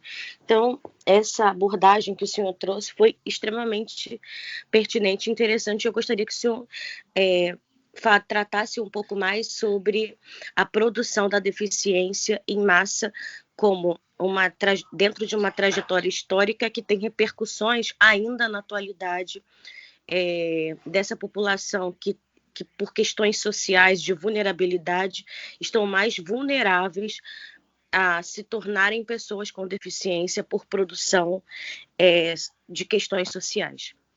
Basicamente é isso. Bruno, querido. Vou então responder. Antes de mais, eu queria agradecer as vossas mensagens. Eu fico sinceramente comovido. Vocês não sabem o quão é importante ter esse retorno, muito importante mesmo, e fico comovido e muito grato, muito grato. Tentando responder às vossas questões, eu começaria já por responder à questão da Natália, sobre a produção de deficiência em massa. Eu acho que essa abordagem é muito importante e interessante também para aquilo que é o meu trabalho, porque eu acho que, tanto quanto celebrar a ideia que as pessoas com deficiência devem ter acesso a uma vida digna, sem as limitações impostas por uma sociedade capacitista, nós também temos que ter um olhar crítico para o modo como é que as deficiências evitáveis atingem desproporcionadamente as pessoas que têm algum tipo de exclusão ou vulnerabilidade social. E aí é exatamente aquilo que me fala. Nós sabemos que as pessoas precarizadas na sociedade estão mais expostas a diferentes formas de violência. Então, há violência policial, há aquilo que se chama racismo ambiental, naquilo que é a degradação ambiental, e, portanto, existe sim essa exposição desproporcionada. Eu fiz um trabalho que é exatamente sobre isso, quando eu estive a fazer um trabalho de campo na Índia. Eu estive lá em 2014 e eu estava estudando os sobreviventes do desastre de Bhopal. É o maior desastre industrial da história. Ou seja, para terem uma ideia, numa noite morreram 8.000 pessoas porque houve a libertação de uma nuvem tóxica de uma fábrica, de uma empresa que chamava Union Carbide, e que entrou pelas casas das mulheres que estavam com as suas mães, com os seus filhos. Elas não sabiam o que fazer, fugiram quando elas deviam ter ficado em casa, de ter colocado um pano molhado nas suas bocas. E eu fui ouvir história dessas pessoas que sobreviveram e que muitas delas vivem hoje, as que não morreram, com problemas de asma. Há quem diga que Bhopal é a capital mundial da asma, pessoas que têm problemas de visão, problemas cujos filhos nasceram com deficiência. E, portanto, sim, eu acho que nós devemos ter um olhar crítico à exposição de violência que provoca deficiências evitáveis. Acho que é uma questão de saúde pública que nós devemos ter em atenção. E a questão é, porquê que aconteceu aquele acidente em Bhopal? Porquê que foi criada uma fábrica sem quaisquer medidas de segurança e que eles chegaram a desligar um dispositivo de segurança para poupar $25 por dia? Uma fábrica que tinha as condições de segurança completamente diferentes daquela que era a sua irmã gêmea na Virgínia Ocidental.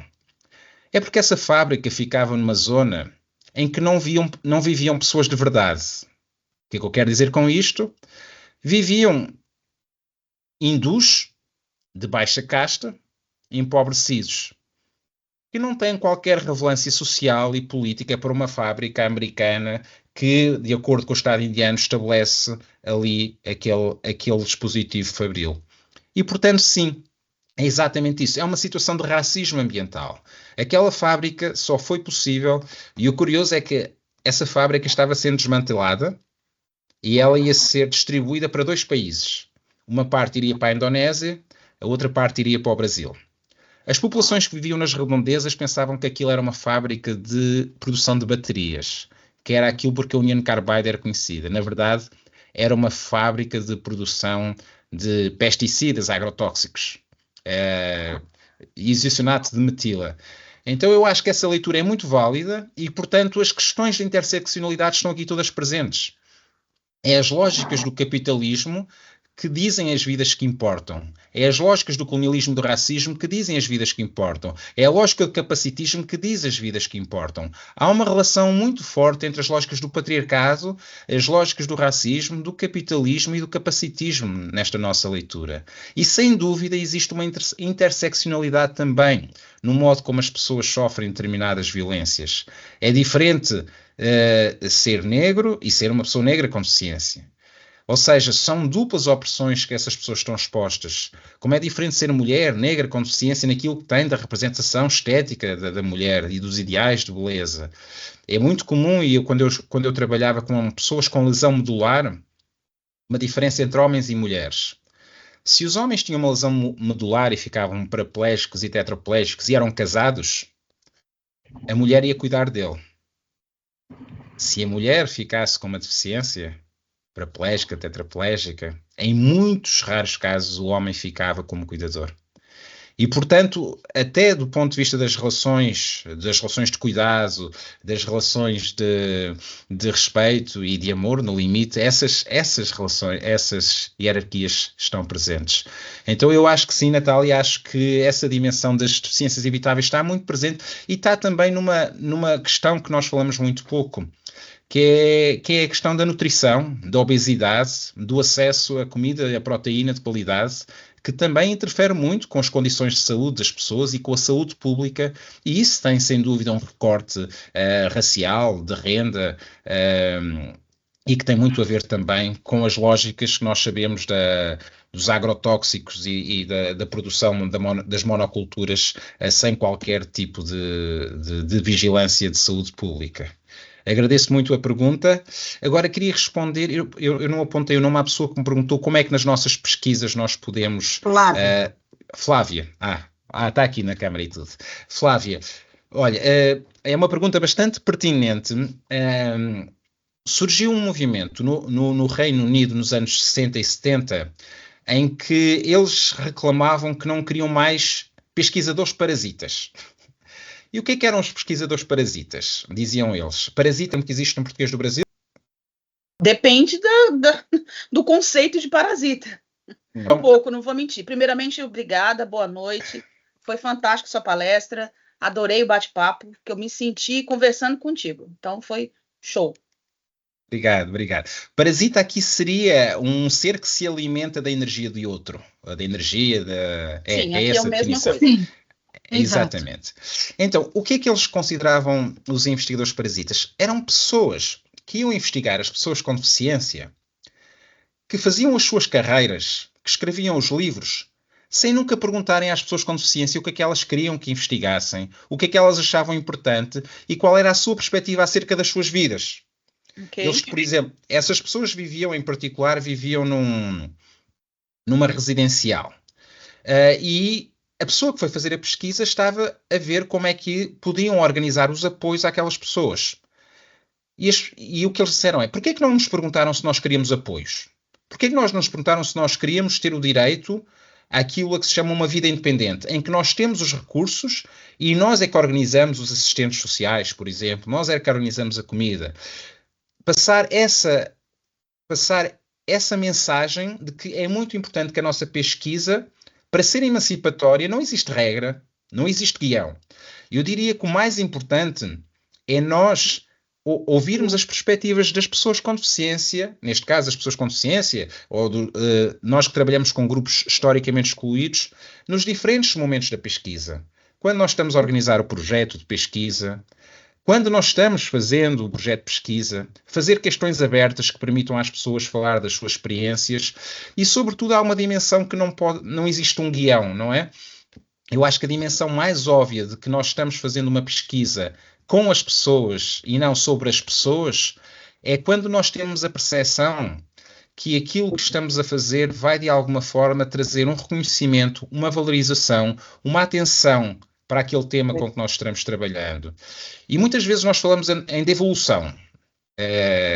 Nas pesquisas nós dizemos é muito importante a devolução. Não é só levar a tese, ir para a banca, escrever o livro maravilhoso, ir à sua vida, publiquei a minha tese, tenho o meu livro. E que devemos devolver às comunidades com as quais trabalhamos. É uma questão importante. Agora, essa devolução não significa, eu acho, necessariamente, você pegar na sua tese e oferecer às pessoas com quem você conversou, porque muitas vezes elas nem vão ler. Não significa necessariamente, também pode significar isso, você fazer uma apresentação, mostrar um filme sobre o seu trabalho. Às vezes a devolução é você circular histórias dos espaços de não poder para espaços de poder. Às vezes a devolução é você chegar a uma sala de aula e falar da opressão das pessoas com deficiência, de modo as pessoas que estão ouvindo tenham essa dimensão presente nas suas vidas e no modo como organizam também a sua vida profissional. Às vezes a devolução é fazer circular histórias além das fronteiras em que elas vivem.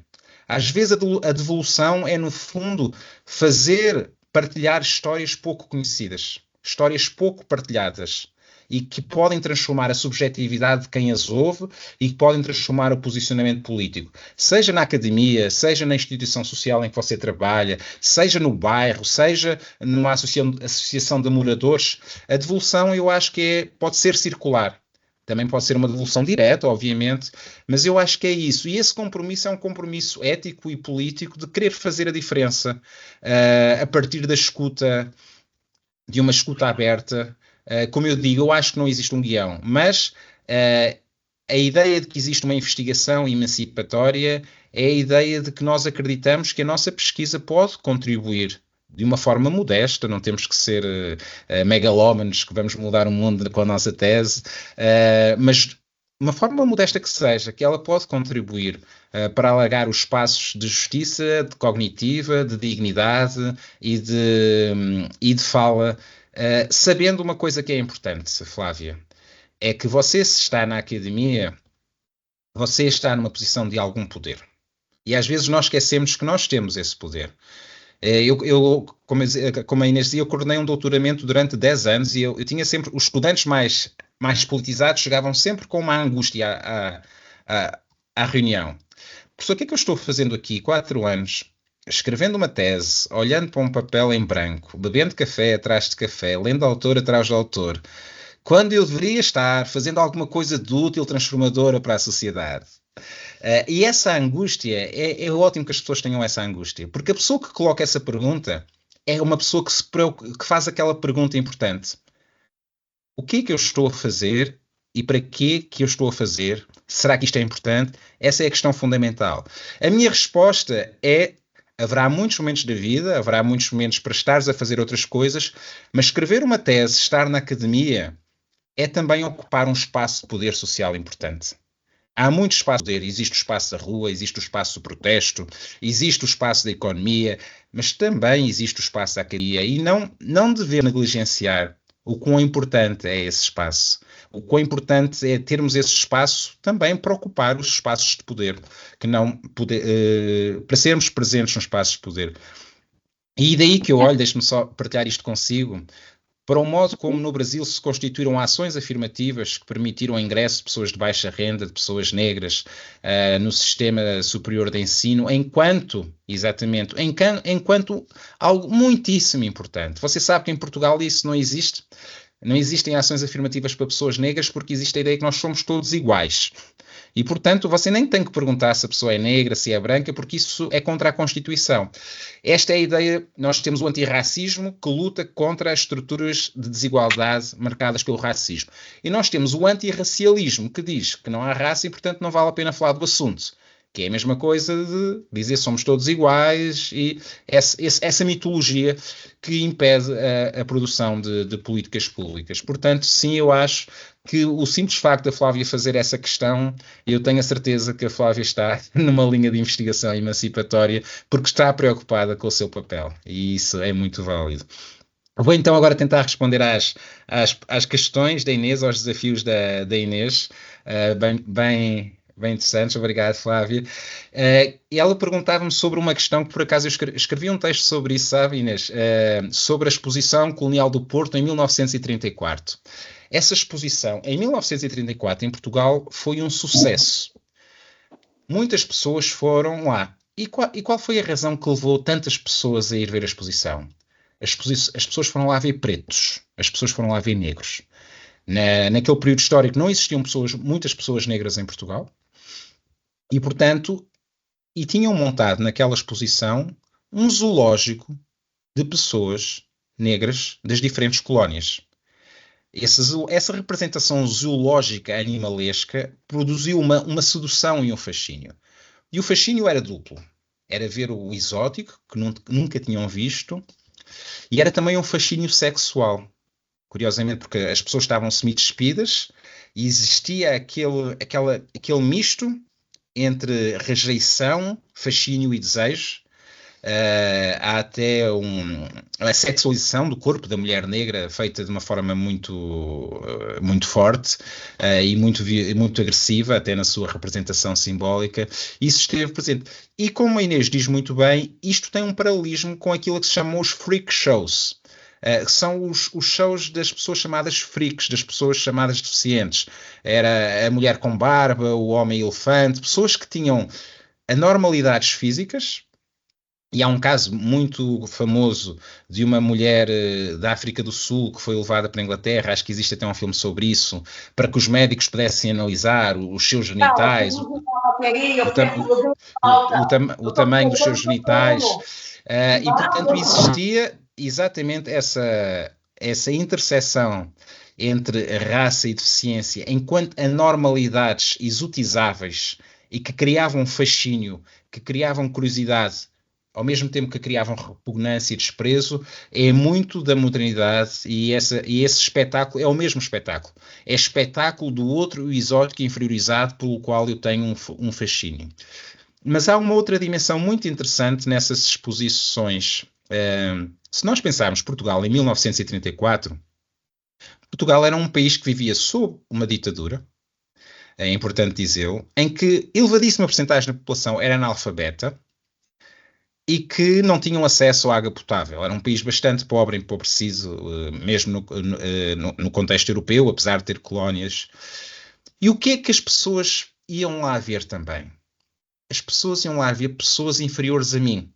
É aquilo que se chama o salário da branquitude. Por muito mal que eu viva, se eu souber que existe alguém embaixo de mim, eu sinto-me humano. Portanto, a ideia de nós sermos humanos não é que nós somos todos humanos. É uma ideia europeia de humano que define a minha humanidade pela subhumanização do outro. Eu preciso de alguém abaixo de mim para ter a minha autoestima, mesmo vivendo em circunstâncias que podem ser vistas como não dignas. E nós temos isso, e muita da violência que a extrema-direita cria estes dias não é prometer melhor vida para as pessoas, é dizer: tu és um cidadão e há alguém abaixo de ti. O imigrante, o negro, o mexicano, o indígena, essa criação de um outro dá um conforto a alguém que, apesar de também ser destituído pelo capitalismo, se sente mais humano por se sentir superior a alguém. E, portanto, quando nós pensamos em humanidade, nós temos que pensar muito na questão e dos direitos humanos, é no direito a ser humano. Porque o conceito oriental de humanidade é um conceito racista. É um conceito que define alguém abaixo e que permite essa hierarquia criar a ideia do que deve ser o humano decente e não como é que nós devemos lutar por uma vida digna. Sobre a questão da... Eu estou com muitas perguntas aqui. Você sabe que eu quero te ouvir eternamente, mas eu acho que a gente tem que dar preferência aos estudantes. Então, eu vou te fazer as perguntas. Só o Rubenildo está com a mão levantada, mas tem, sei lá, umas 4 ou 5 outras perguntas que estão no chat, e aí eu vou ler para você, tá bom? Vai. Rubenildo, você pode se manifestar, por favor? Boa noite, professores. Boa noite, Bruno. Boa noite, Rubenildo. Pergunta. Essa pergunta é mais direcionada porque eu vivi essa pergunta, né? Eu sou professor há 30 anos de escola pública, sou negro, sou deficiente, tanto físico como mental, e ano passado eu tive essa falta de equidade em uma instituição particular, que eu achei incrível, em era digital e século XXI, a falta disso numa escola, numa instituição bem conceituada. A minha pergunta é: qual é o principal desafio enfrentado pelo estudante com deficiência, principalmente negra, no ensino básico e no ensino superior, tanto o privado como o público, e como essas instituições de ensino podem desenvolver estratégias para superar esse desafio e promover a inclusão e principalmente a equidade educacional. É o que realmente falta nessas instituições, é equidade. Aí, como você fez a narrativa, eu entendi muito bem, como que seria, principalmente para essas instituições, tanto pública como particular. Vamos lá. Bruno, Perfeito. deixa eu ler aqui as outras perguntas. Certo. Vixe, Maria, Jaciara, onde que elas estão? Sumiram daqui. Elas estão no nosso grupo, Inês. Não sei onde você está procurando. Está aqui, achei. Pronto. A Gabriela pergunta: como é o papel da escola frente a esse processo de simbolização? A escola, em muitos sentidos, não acaba naturalizando a violência lenta, silencia enquanto deveria agir na escolha do currículo, na escolha das abordagens, dos conteúdos. Depois, o Jorge Felipe pergunta: será que existe uma maior aceitação para políticas de inclusão para pessoas com deficiência do que para políticas de cotas étnico-raciais? Depois a Helena pergunta: como incluir as pessoas com deficiência se o pensamento das políticas ideológicas dissemina a segregação? E há professores que preferem o retrocesso do que o desafio, do que enfrentar o desafio de incluir e ensinar. Essa é da Helena. E temos ainda a Michele. Gostaria que o professor Bruno compartilhasse conosco, dentro dessa era da memória, algo voltado a respeito das pessoas com deficiência e com transtornos globais do desenvolvimento também, se for possível. Grata, Michele. Eu acho que essa é a última pergunta. É isso. Então, tem esse apanhado. Já são 19h40, a gente tem 19 minutos. Ok, não, tranquilo. Eu vi também ali uma pergunta de alguém que perguntava de quem era a frase: qualquer forma de ver é também uma forma de não ver. É de um autor, Stephen Lux. Ele escreve, é um livro sobre individualismo. Na verdade não tem nada a ver, mas eu achei essa frase muito linda e retirei. Não era especificamente sobre deficiência. Stephen Lux. Então, tentar responder aqui às questões. Eu sou péssimo, eu não entendo aquilo que eu escrevo, não sei escrever já à mão e, portanto, isso cria uma dificuldade acrescida, mas vamos lá. A Gabriela... não, o Rubenildo primeiro. Eu vou responder à questão do Rubenildo e da Helena, que são semelhantes, que falam um pouco das práticas de segregação que existem dentro da escola e de como é que a escola pode criar realmente condições de equidade e de inclusão. É muito curioso, Rubenildo e Helena, que quando eu entrevistava algumas pessoas cegas das diferentes gerações, eu entrevistei pessoas cegas que estudaram na escola especial. Ou seja, era uma escola em que, desde o ensino fundamental, aprendiam braille, e era uma escola só dedicada a pessoas cegas. Há a semelhança que acontece no Rio de Janeiro com o Instituto Benjamin Constant. Eu também já lá estive em tempos, dando uma palestra ali ao pé da URCA, e é muito curioso que muitas pessoas, e eu não estava à espera disso, tinham nostalgia do tempo da escola especial. Você vai se surpreender. Como é que as pessoas podem preferir a lógica da segregação, pessoas cegas, isoladas, quando nós todos queremos a inclusão social e a participação das pessoas com deficiência na escola regular?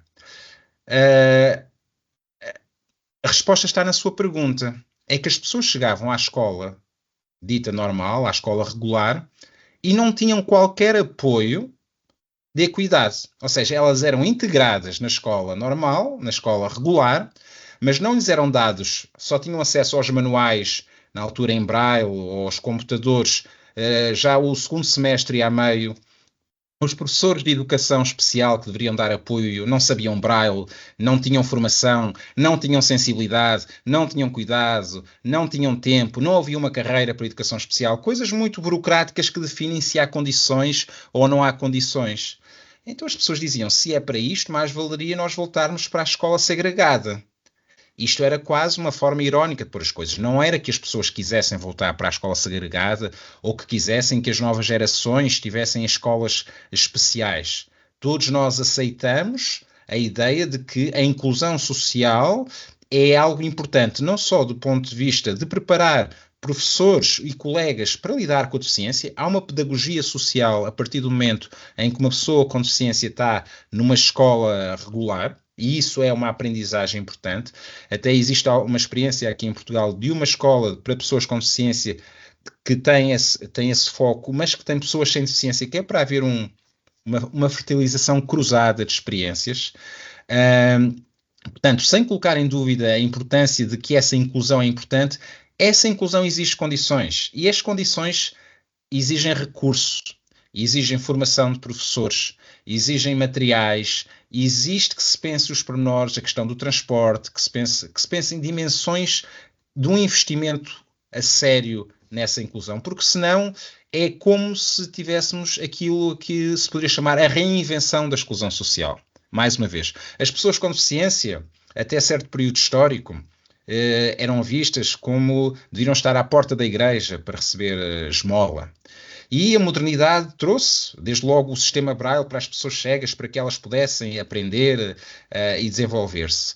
Mas houve neste processo de modernizar também uma reinvenção da exclusão social, que foi exatamente a criação do conceito de normalidade. E é por isso, e voltando também um pouco à questão da Inês, que seria tão central nós pensarmos a questão da diversidade funcional. É que mesmo numa escola em que só temos crianças normais sem deficiência, nós vamos ter crianças que funcionam diferente. Aqui há um tempo nós não sabíamos o que era a dislexia, nós não sabíamos o que era a neurodiversidade. Nós temos ritmos de aprendizagem, modos de aprendizagem, formas de conhecer o mundo que são completamente diferentes entre as pessoas. E, portanto, a deficiência, na verdade, a riqueza da deficiência não é só permitir a inclusão e a dignidade das pessoas com deficiência. A deficiência ensina-nos o quão diferentes todos nós somos uns dos outros. A deficiência ensina-nos o quão insuportável, ou quão insustentável, ou o quão ficcional é a noção de normalidade em que todos nós nos tentamos adequar.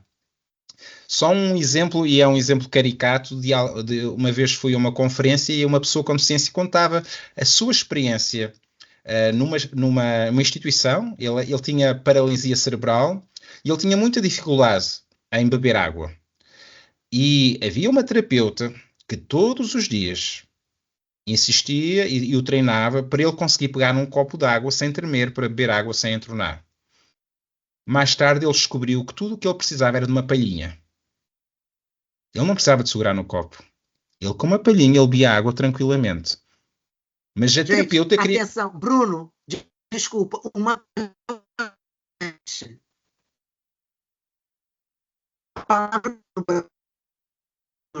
Inês, você está travando um pouco. Não deu para entender o que você falou. Canudo. Canudo. Ah, obrigado. Salvou-me. O canudinho, que era preciso, bastava um canudinho, um canudo, agora tem de papel, o Trump já quer o de plástico outra vez, tem o canudinho, bastava um canudinho para ele conseguir beber a água. E, portanto, não era necessário ele aprender como os outros, porque a forma dele fazer era diferente. E é importante que nós tenhamos essa cultura em relação a tudo, em relação ao modo como nós educamos os nossos filhos, olhamos para os filhos dos outros. Eles não têm que fazer a mesma coisa, cada um é diferente. E, portanto, eu acho que a experiência da deficiência constitui um desafio social para nós percebermos a realidade da diferença que todos nós temos entre os outros. Mais questões que aqui estavam... Como é que nós podemos, de que modo é que a escola é também um espaço de perpetuação simbólica de exclusões? Sem dúvida. Eu vou-vos dar a minha experiência em diferentes níveis. Eu estudei em Portugal E eu tenho hoje um conhecimento histórico de que Portugal foi um país colonizador, que teve uma parte muito importante e muito triste naquilo que foram os processos de escravização, de racismo, das invasões, de genocídios, de massacres. E o que eu aprendia na escola era uma narrativa de Portugal enquanto um país de brandos costumes, um país que deu novos mundos ao mundo. Ou seja, a escola só me deseducou de eu poder ter uma perspectiva histórica que fugisse a essa história oficial, que era a história do Estado e que era utilizada mesmo depois da Revolução Democrática. E, portanto, sem dúvida, muitas vezes a escola é uma extensão do poder que nos impede de pensar. E isso é que é lamentável. E, portanto, termos a possibilidade de esse ensino, vamos dizer, todos nós fomos formados num ensino eurocêntrico. Por muito que tenhamos estudado em diferentes lugares do mundo, você chega a contextos africanos e você vai a uma faculdade de filosofia, é mais fácil você estudar Kant do que você estudar sobre os filósofos africanos que fizeram a luta de libertação. Portanto, o eurocentrismo existe e o espaço educativo muitas vezes é um espaço de reprodução dessas lógicas simbólicas. Agora, há uma coisa importante que a escola traz. A escola traz capital simbólico, ou seja, as pessoas que estudam, muitas vezes nesses sistemas que têm um currículo opressor, quando elas dão a volta, quando elas conseguem ter uma reflexividade crítica, elas têm uma presença social fortalecida pelo estatuto social que a academia dá às pessoas. E eu tenho conhecido muitas pessoas que foram formadas exatamente numa escola que mais desensinava do que ensinava, mas ao fazê-lo adquiriram algum status social, vou dizer mesmo assim, que a partir do momento em que viraram a chave dessa aprendizagem lhes permitiu falar contra o poder. Existe uma frase de Audre Lorde em que ela diz: não é possível destruir a casa do Senhor com as ferramentas do Senhor, ou as ferramentas do Mestre. E eu discordo. Eu acho que a aprendizagem errada que nós tivemos muitas vezes nos dá as ferramentas para virar a chave, para retornar as lógicas do poder e, portanto, para dizer que sim, que concordo consigo, que essa perpetuação simbólica existe, mas que também depende muito das pessoas que estão na escola. De quem são os seus professores? De quem são as pessoas que estão estudando hoje na faculdade e que amanhã vão dar aulas? E eu acho que essa transformação social também se faz pela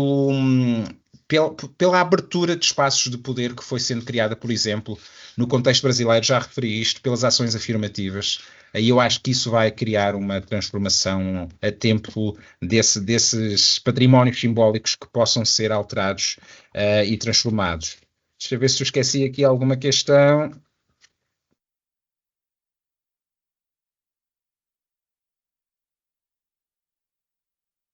Inês, me ajude se eu esqueci de alguma coisa.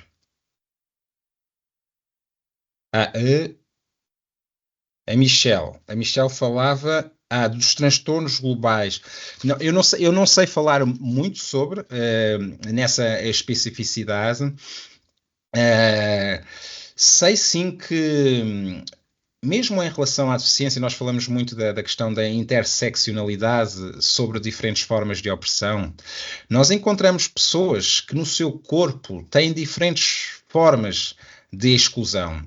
E na nossa sociedade, a luta contra essas formas de exclusão estão seccionadas. Se a pessoa tem um problema de visão, de cegueira, tem uma associação, uma organização. Se tem um problema motor, tem uma organização e uma associação. E, portanto, estas situações que são transversais e que exigem às vezes um cuidado cruzado acabam por sofrer com estas lógicas de fragmentação. Mas há uma coisa que eu queria dizer e alguém me perguntava também, não esqueci da pergunta, afinal, se é mais fácil políticas de ação afirmativas em relação à questão da deficiência do que em relação à questão étnica e racial. E eu queria dizer que há aqui um elemento muito importante. O Estado raramente dá. O Estado responde a exigências. E, portanto, se nós pensarmos naquilo que são as políticas públicas dependem muito do poder reivindicativo dos grupos sociais. E, portanto, é esse poder reivindicativo que faz com que o Estado se transforme. E se é verdade que às vezes o tenta fazer numa lógica caritativa, essa não é uma transformação efetiva. A transformação efetiva é aquela que resulta das demandas das pessoas historicamente oprimidas. E, portanto, se nós tivermos esse percurso importante do ponto de vista do acesso à educação das pessoas negras e da questão etnorracial, é o resultado de lutas históricas. Eu lembro-me de Ailton Krenak na Assembleia Constituinte pintando a sua cara de negro, dizendo que essa Constituição tinha a reconhecer os povos indígenas. Portanto, são essas lutas sociais, é o movimento negro unificado, são as pessoas que saem à rua, são as organizações de pessoas com deficiência, os pais que muitas vezes se organizam, os professores que se organizam, que podem transformar essas estruturas do Estado. Portanto, a relação com aquilo que nós podemos ter das políticas públicas depende do movimento social. A instituição não existe sem o poder das ruas, e uso aqui ruas em termo figurado, que é o espaço de intervenção social que se faz fora das instituições e que tem que chegar dentro dessas mesmas instituições. Portanto, a luta política é fundamental e os académicos podem, os pesquisadores, serem aliados modestamente dessas lutas políticas e partilharem também experiências, e agradeço muito as perguntas, espero ter respondido a todas e não ter ultrapassado o tempo. Bruno, meu querido, não ultrapassou o tempo, acho que você mais do que respondeu, a felicidade do grupo só aumenta, aplausos, excelente, que bom que eu estou aqui, ótimo participar, etc, etc, etc. Eu fico muito feliz de ter podido contar com você aqui hoje.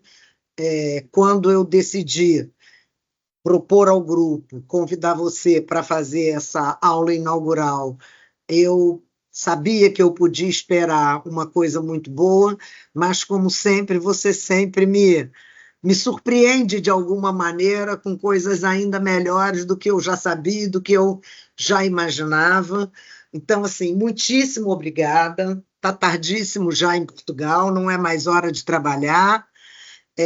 Aqui a gente hoje, como começou às 18, fechamos agora às 20. Então eu vou deixar a Rita, que é a nossa coordenadora geral, encerrar a sessão, mas é isso. Eu só tenho a te agradecer e espero que a gente possa seguir trocando ideias. Deixa só fazer um pedido, Inês. Eu não consegui ver as mensagens do chat. Tem alguma forma de copiar elas para mim e depois me enviar num documento? É que eu estou tentando aqui A Jaciara diz que tem. Claro que eu não sei fazer, né, Bruno? Olha, só porque eu sou da linha de tecnologias, hein? Por favor. Muito obrigada. Aproveitando que eu estou com o microfone aberto. Do Parque Jurássico, Jace. Obrigado. Se puder enviar, então, agradeço muito. Ela vai te mandar, Rita vai se despedir e a gente vai, então, pedir a todo mundo para abrir a câmera para fazer um fotão. Claro que não vai aparecer todo mundo, porque nós ainda somos muitos aqui, mas não faz mal. Todo mundo que puder abrir a câmera, por favor, faça isso para a gente ter uma foto.